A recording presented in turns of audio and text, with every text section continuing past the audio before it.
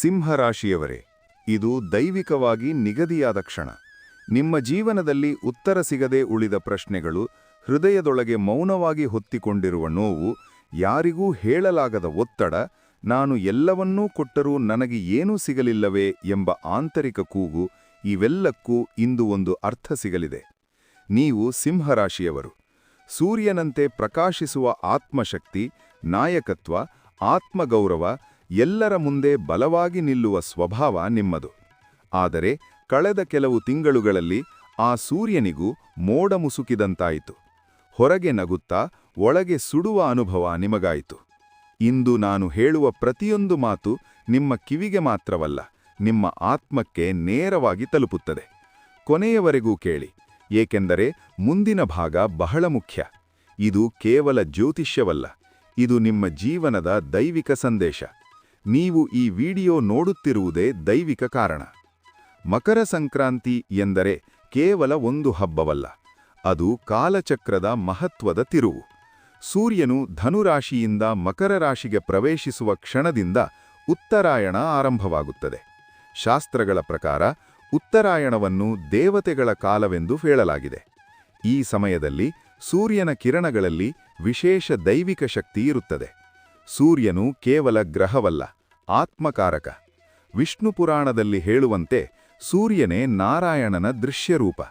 ಈ ಕಾಲದಲ್ಲಿ ಮಾಡಿದ ಜಪ, ತಪ, ದಾನ, ಧ್ಯಾನ, ಸೂರ್ಯನಿಗೆ ಅರ್ಘ್ಯ, ಇವೆಲ್ಲವೂ ಅನೇಕ ಪಟ್ಟು ಪುಣ್ಯಫಲ ನೀಡುತ್ತವೆ. ಮಕರ ಸಂಕ್ರಾಂತಿ ಎಂದರೆ ಅಂಧಕಾರದಿಂದ ಬೆಳಕಿನ ಕಡೆಗೆ ಸಾಗುವ ಸಂಕೇತ.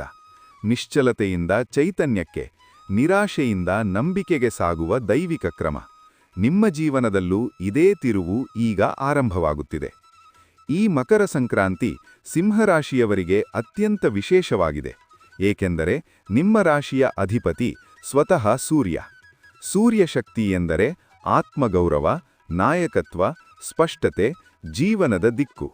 ಆದರೆ ಕಳೆದ ಕೆಲವು ತಿಂಗಳುಗಳಲ್ಲಿ ಈ ಸೂರ್ಯ ಶಕ್ತಿ ನಿಮ್ಮೊಳಗೆ ಇದ್ದರೂ ಹೊರಗೆ ವ್ಯಕ್ತವಾಗಲು ಅಡ್ಡಿಗಳು ಬಂದವು.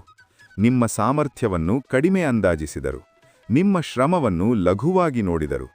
ಕೆಲವರಿಗೆ ಉದ್ಯೋಗದಲ್ಲಿ ಗೌರವ ಕಡಿಮೆಯಾದ ಅನುಭವ, ಕೆಲವರಿಗೆ ಅಧಿಕಾರ ಇದ್ದರೂ ತೃಪ್ತಿಯಿಲ್ಲದ ಸ್ಥಿತಿ, ಇನ್ನು ಕೆಲವರಿಗೆ ನಿರುದ್ಯೋಗದ ಭಯ ಅಥವಾ ವೃತ್ತಿಯಲ್ಲಿ ಅಸ್ಥಿರತೆ.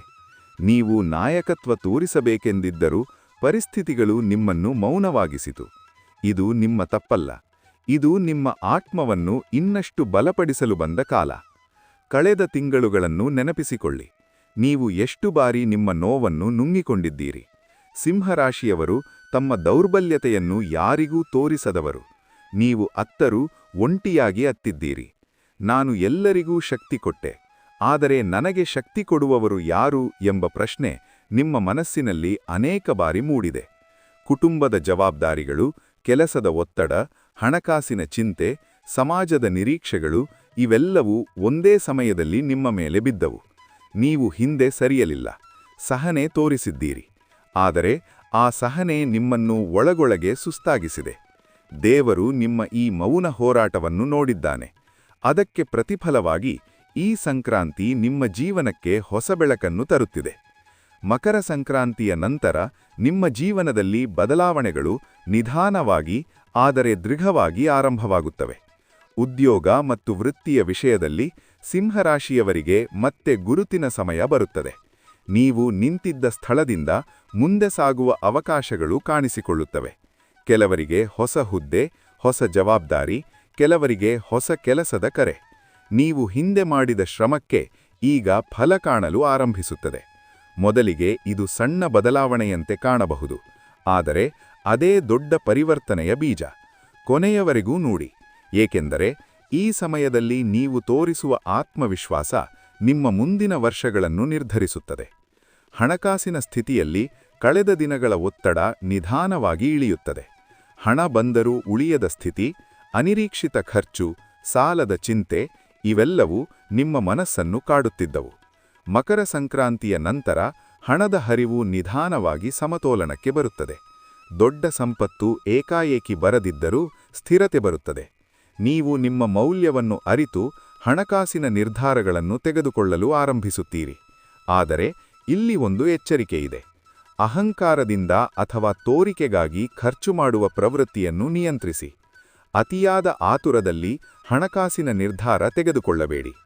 ಕುಟುಂಬ ಮತ್ತು ಮನಸ್ಸಿನ ಶಾಂತಿಯ ವಿಷಯದಲ್ಲಿ ಸಿಂಹರಾಶಿಯವರಿಗೆ ಆಂತರಿಕ ಗುಣಮುಖಿಯ ಸಮಯ ಇದು. ಕುಟುಂಬದಲ್ಲಿ ಉಂಟಾಗಿದ್ದ ಅಂತರ ನಿಧಾನವಾಗಿ ಕರಗುತ್ತದೆ.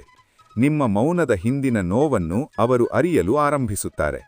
ಕೆಲವರಿಗೆ ಕುಟುಂಬದಲ್ಲಿ ಶುಭ ಸುದ್ದಿ, ಸಂತಸದ ಕ್ಷಣಗಳು. ಆದರೆ ಇದಕ್ಕಿಂತ ದೊಡ್ಡದು ನಿಮ್ಮ ಒಳಗಿನ ಶಾಂತಿ. ನೀವು ಎಲ್ಲರಿಗಾಗಿ ಬದುಕುವ ಜೊತೆಗೆ ನಿಮಗಾಗಿ ಬದುಕಲು ಕಲಿಯುತ್ತೀರಿ. ರಾತ್ರಿ ನಿದ್ರೆ ಬರದ ದಿನಗಳು ಕಡಿಮೆಯಾಗುತ್ತವೆ. ಮನಸ್ಸಿನ ಭಾರ ನಿಧಾನವಾಗಿ ಇಳಿಯುತ್ತದೆ. ನೀವು ಮತ್ತೆ ನಿಮ್ಮ ಆತ್ಮದ ಧ್ವನಿಯನ್ನು ಕೇಳಲು ಆರಂಭಿಸುತ್ತೀರಿ. ಇದು ಯಾದೃಚ್ಛಿಕವಲ್ಲ. ಆರೋಗ್ಯ ಮತ್ತು ಆತ್ಮಬಲದ ವಿಷಯದಲ್ಲಿ ಸಿಂಹರಾಶಿಯವರು ತಮ್ಮ ದೇಹದ ಸಂಕೇತಗಳನ್ನು ಬಹಳಷ್ಟು ಬಾರಿ ನಿರ್ಲಕ್ಷಿಸುತ್ತಾರೆ. ನಾನು ಬಲವಾಗಿದ್ದೇನೆ ಎಂಬ ಭಾವನೆಯಿಂದ ನೋವನ್ನು ಮರೆಮಾಡಿಕೊಳ್ಳುತ್ತಾರೆ. ಮಕರ ಸಂಕ್ರಾಂತಿಯ ನಂತರ ನಿಮ್ಮಲ್ಲಿ ಜಾಗೃತಿ ಬರುತ್ತದೆ. ದೇಹ ಮತ್ತು ಮನಸ್ಸು ಒಂದೇ ಎಂದು ನೀವು ಅರಿಯುತ್ತೀರಿ. ಮಾನಸಿಕ ಒತ್ತಡ ಕಡಿಮೆಯಾಗುವುದರಿಂದ ದೇಹವು ಸ್ಪಂದಿಸುತ್ತದೆ. ಆತ್ಮಬಲ ಎಂದರೆ ಕೇವಲ ಧೈರ್ಯವಲ್ಲ, ಅದು ನಾನು ನನ್ನ ಮೌಲ್ಯವನ್ನು ತಿಳಿದಿದ್ದೇನೆ ಎಂಬ ದೃಢನಿಶ್ಚಯ. ಈ ನಿಶ್ಚಯ ನಿಮ್ಮೊಳಗೆ ಮತ್ತೆ ಪ್ರಬಲವಾಗುತ್ತದೆ. ಅವಕಾಶಗಳು ಮತ್ತು ಅದೃಷ್ಟದ ವಿಷಯದಲ್ಲಿ ಸಿಂಹರಾಶಿಯವರಿಗೆ ಸಂಕ್ರಾಂತಿ ನಂತರ ಸೂರ್ಯನ ಬೆಂಬಲ ಸ್ಪಷ್ಟವಾಗಿ ಅನುಭವಿಸುತ್ತದೆ. ನೀವು ಹಿಂದೆ ಗಮನಿಸದ ಅವಕಾಶಗಳು ಈಗ ನಿಮ್ಮ ಮುಂದೆ ಸ್ಪಷ್ಟವಾಗಿ ಕಾಣಿಸುತ್ತವೆ. ಒಂದು ಮಾತುಕತೆ, ಒಂದು ಪರಿಚಯ, ಒಂದು ನಿರ್ಧಾರ, ಇವುಗಳು ನಿಮ್ಮ ಜೀವನದ ದಿಕ್ಕನ್ನೇ ಬದಲಾಯಿಸಬಹುದು. ನಿಮ್ಮ ನಾಯಕತ್ವ ಗುಣ ಈ ಸಮಯದಲ್ಲಿ ನಿಮ್ಮ ಅದೃಷ್ಟ. ಆದರೆ ಮುಂದಿನ ಭಾಗ ಬಹಳ ಮುಖ್ಯ. ಅತಿಯಾದ ಆತ್ಮವಿಶ್ವಾಸದಿಂದ ಇತರರ ಸಲಹೆಯನ್ನು ತಿರಸ್ಕರಿಸಬೇಡಿ. ಇಲ್ಲಿ ಕೆಲವು ಎಚ್ಚರಿಕೆಗಳು ಅಗತ್ಯ. ಸಿಂಹರಾಶಿಯವರೇ, ನಿಮ್ಮ ಅಹಂಕಾರ ಕೆಲವೊಮ್ಮೆ ನಿಮ್ಮ ಶತ್ರುವಾಗಬಹುದು. ನನಗೆ ಎಲ್ಲವೂ ಗೊತ್ತು ಎಂಬ ಭಾವನೆ ಬಿಟ್ಟು ಕೇಳುವ ಗುಣ ಬೆಳೆಸಿಕೊಳ್ಳಿ. ಮಾತಿನ ನಿಯಂತ್ರಣ ಬಹಳ ಮುಖ್ಯ. ಕೋಪದ ಕ್ಷಣದಲ್ಲಿ ಹೊರಡುವ ಒಂದು ಮಾತು ಸಂಬಂಧಗಳಿಗೆ ಶಾಶ್ವತ ಪೆಟ್ಟು ನೀಡಬಹುದು. ಅತಿಯಾದ ನಂಬಿಕೆ, ವಿಶೇಷವಾಗಿ ಹಣ ಮತ್ತು ಸ್ನೇಹದ ವಿಷಯದಲ್ಲಿ ಜಾಗ್ರತೆ ಅಗತ್ಯ. ದೈವಿಕ ಕೃಪೆ ನಿಮ್ಮ ಜೊತೆ ಇದೆ, ಆದರೆ ಜಾಗೃತಿ ನಿಮ್ಮ ಜವಾಬ್ದಾರಿ. ಇಲ್ಲಿ ಸ್ವಲ್ಪ ನಿಲ್ಲಿ. ನೀವು ಈ ಮಾತುಗಳನ್ನು ಕೇಳುತ್ತಿದ್ದರೆ ದಯವಿಟ್ಟು ಕೊನೆಯವರೆಗೂ ಕೇಳಿ. ಇದು ಕೇವಲ ಮಾಹಿತಿಯಲ್ಲ, ಇದು ನಿಮ್ಮ ಜೀವನದ ಮಾರ್ಗದರ್ಶನ. ನಿಮ್ಮ ಆತ್ಮಕ್ಕೆ ಇದು ಬೇಕಾಗಿತ್ತು, ಅದಕ್ಕಾಗಿಯೇ ನೀವಿಲ್ಲಿದ್ದೀರಿ. ಇದು ಯಾದೃಚ್ಛಿಕವಲ್ಲ. ಈಗ ಒಂದು ಸರಳ ಆದರೆ ಅತ್ಯಂತ ಶಕ್ತಿಶಾಲಿ ದೈವಿಕ ಪರಿಹಾರ. ಮಕರ ಸಂಕ್ರಾಂತಿಯ ನಂತರದ ಮೊದಲ 7 ದಿನಗಳು ಪ್ರತಿದಿನ ಬೆಳಗ್ಗೆ ಸೂರ್ಯೋದಯದ ಸಮಯದಲ್ಲಿ ಶುದ್ಧ ಮನಸ್ಸಿನಿಂದ ಸೂರ್ಯನಿಗೆ ಅರ್ಘ್ಯ ನೀಡಿ. ಒಂದು ತಾಮ್ರದ ಪಾತ್ರೆಯಲ್ಲಿ ನೀರು, ಸ್ವಲ್ಪ ಅಕ್ಕಿ ಮತ್ತು ಕೆಂಪು ಹೂ ಸೇರಿಸಿ ಸೂರ್ಯನ ಕಡೆ ಮುಖ ಮಾಡಿ ಅರ್ಪಿಸಿ. ಆ ಕ್ಷಣದಲ್ಲಿ ಮನಸ್ಸಿನಲ್ಲಿ ಒಂದು ಮಾತು ಹೇಳಿ: ನನ್ನ ಜೀವನದ ಅಂಧಕಾರ ದೂರವಾಗಲಿ, ನನ್ನ ಆತ್ಮ ಪ್ರಕಾಶಿಸಲಿ. ಸಂಜೆ ಒಂದು ದೀಪ ಹಚ್ಚಿ. ಸಾಧ್ಯವಾದಲ್ಲಿ ಆ ದಿನ ಯಾರಿಗಾದರೂ ಆಹಾರ ದಾನ ಮಾಡಿ ಅಥವಾ ಬಡವರಿಗೆ ಸಹಾಯ ಮಾಡಿ. ಯಾವುದೇ ವಿಶೇಷ ಮಂತ್ರ ಗೊತ್ತಿರದಿದ್ದರೂ ಪರವಾಗಿಲ್ಲ, ಭಕ್ತಿಯೇ ಮಂತ್ರ. ಈ ಪರಿಹಾರವು ನಿಮ್ಮ ಮನಸ್ಸಿಗೆ ಅಪಾರ ಶಾಂತಿ ನೀಡುತ್ತದೆ, ಜೀವನಕ್ಕೆ ನಿಧಾನವಾಗಿ ಬೆಳಕು ತರುತ್ತದೆ. ಈಗ ನಾನು ನಿಮ್ಮನ್ನು ಕೇಳಿಕೊಳ್ಳುತ್ತೇನೆ, ಈ ಸಂದೇಶ ನಿಮ್ಮ ಹೃದಯಕ್ಕೆ ತಲುಪಿದ್ದರೆ ದಯವಿಟ್ಟು ಈ ವಿಡಿಯೋವನ್ನು ಲೈಕ್ ಮಾಡಿ. ನಿಮ್ಮಂತೆ ಹೋರಾಟದಲ್ಲಿರುವ ಇನ್ನೊಬ್ಬ ಸಿಂಹರಾಶಿಯವರಿಗೆ ಇದು ತಲುಪಲಿ ಎಂದು ಶೇರ್ ಮಾಡಿ. ಕಾಮೆಂಟ್ನಲ್ಲಿ ನಿಮ್ಮ ಇಷ್ಟದ ದೇವರ ಹೆಸರನ್ನು ಬರೆಯಿರಿ, ಅದು ನಿಮ್ಮ ಭಕ್ತಿಯ ಸಂಕೇತ. ನಮ್ಮ ಚಾನೆಲ್ ಸಬ್ಸ್ಕ್ರೈಬ್ ಮಾಡಿ, ಏಕೆಂದರೆ ಮುಂದಿನ ದಿನಗಳಲ್ಲಿ ನಿಮ್ಮ ಜೀವನಕ್ಕೆ ದೈವಿಕ ಮಾರ್ಗದರ್ಶನ ನೀಡುವ ಇನ್ನೂ ಅನೇಕ ಸಂದೇಶಗಳು ಬರುತ್ತವೆ. ಕೊನೆಯಲ್ಲಿ ಒಂದು ಆಶೀರ್ವಾದ: ನಿಮ್ಮ ಜೀವನದಲ್ಲಿ ಬೆಳಕು ಹೆಚ್ಚಾಗಲಿ, ನಿಮ್ಮ ಆತ್ಮದಲ್ಲಿ ಶಾಂತಿ ನೆಲೆಸಲಿ, ನಿಮ್ಮ ಶ್ರಮಕ್ಕೆ ನ್ಯಾಯ ಸಿಗಲಿ, ನಿಮ್ಮ ಕುಟುಂಬದಲ್ಲಿ ಸಂತೋಷ ತುಂಬಿರಲಿ. ಸೂರ್ಯನ ಕೃಪೆ ಮತ್ತು ದೇವರ ಆಶೀರ್ವಾದ ಸದಾ ನಿಮ್ಮ ಜೊತೆ ಇರಲಿ. ನೀವು ಒಂಟಿಯಲ್ಲ, ದೈವಿಕ ಶಕ್ತಿ ನಿಮ್ಮನ್ನು ಕೈ ಹಿಡಿದು ನಡೆಸುತ್ತಿದೆ. ಧನ್ಯವಾದಗಳು.